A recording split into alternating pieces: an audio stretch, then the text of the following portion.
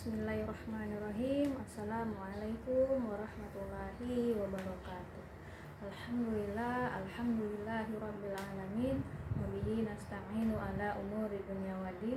Wassalatu wassalamu ala asrafil anbiya'i wal mursalin wa ala alihi wa sahbihi ajma'in, amma ba'du.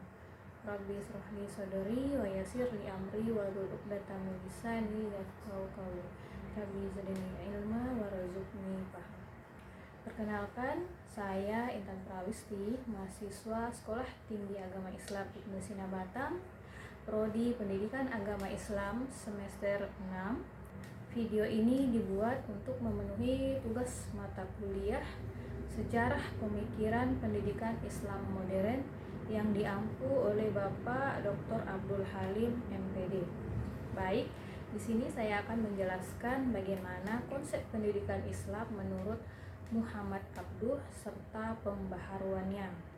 Sistem pendidikan Islam Muhammad Abduh berpendapat sejak mundurnya peradaban Islam khususnya di Mesir dikarenakan dualisme sistem pendidikan yang ada ketika itu, di mana terdapat model-model sekolah, yaitu sekolah modern dan sekolah agama. Sistem pendidikan yang dualistik membuat kemunduran bagi umat Islam, sebagaimana di madrasah yang berorientasi pada ilmu agama dan sekolah umum yang berorientasi pada ilmu-ilmu tanpa adanya wawasan keagamaan.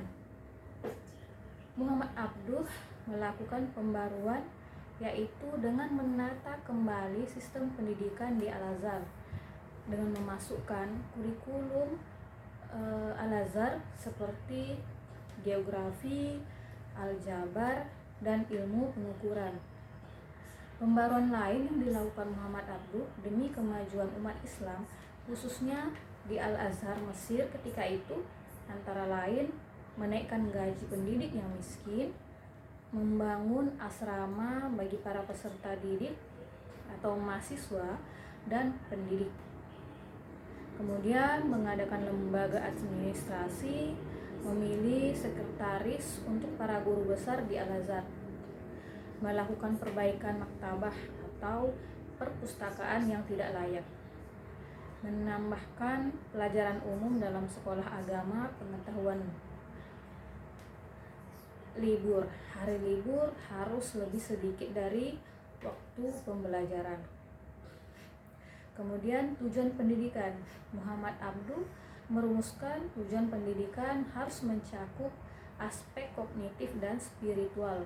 Muhammad Abduh menginginkan terbentuknya pribadi yang tidak hanya menekankan aspek akal semata, tetapi harus seimbang dengan aspek spiritual.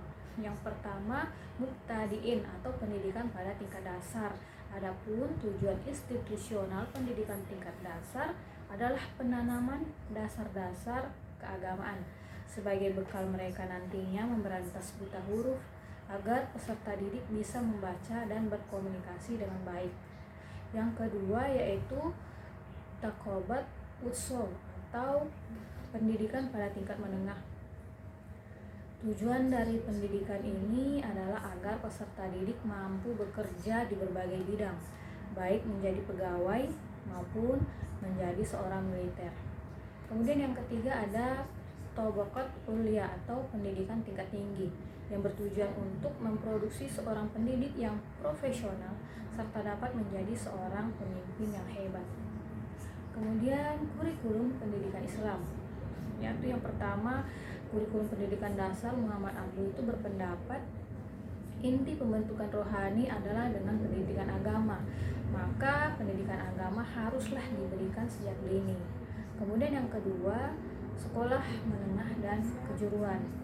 Jadi pada tingkat ini kurikulum pendidikan diarahkan pada pembentukan tenaga ahli berbagai bidang seperti bidang industri, kesehatan, militer, keuangan, dan lain-lain. Pembaruan kurikulum tingkat menengah diharapkan bisa mencetak peserta didik mampu berpikir secara kreatif, kritis, dan inovatif karena akan dibentuk menjadi mujtahid. Kemudian yang ketiga perguruan tinggi.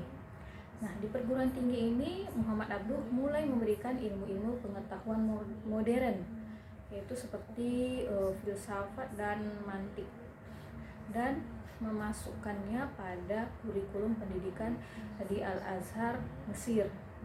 Muhammad Abduh berharap lulusan dari Al-Azhar akan menjadi seorang ulama yang memiliki pengetahuan umum dan intelek, yang paham dan mengerti tentang agama. Metode pendidikan Islam. Dalam metode pendidikan, Muhammad Abduh melakukan pembaruan dengan menekankan rasional daripada hafalan dan juga menekankan pada pemahaman. Muhammad Abduh memunculkan metode debat, yaitu bertukar pandang untuk memahami berbagai pelajaran sehingga menghindari taklid dalam pendidikan. Muhammad Abduh mengembangkan metode cerita, pengalaman, keteladanan, dan latihan. Kemudian aliran pemikiran Muhammad Abduh. Dalam pemikiran Islam kontemporer, Muhammad Abduh berjasa sebagai bapak pembaharuan pendidikan Islam di Mesir. Dalam berbagai pemikirannya, Muhammad Abduh bersifat rasional dan berlandaskan wahyu, berbeda dengan pemikir-pemikir kontemporer yang ada di Barat, yang hanya menjadikan rasio sebagai tolak ukur pemikirannya. Dalam Islam ada 3 bentuk bangunan keilmuan, antara lain irfani, burhani, dan bayani.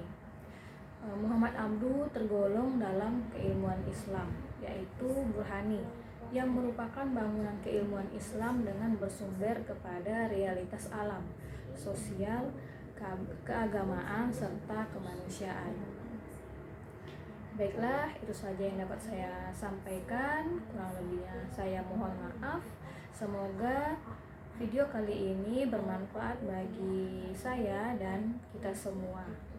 Saya akhiri, wabillahi taufiq wal hidayah. Wassalamualaikum warahmatullahi wabarakatuh.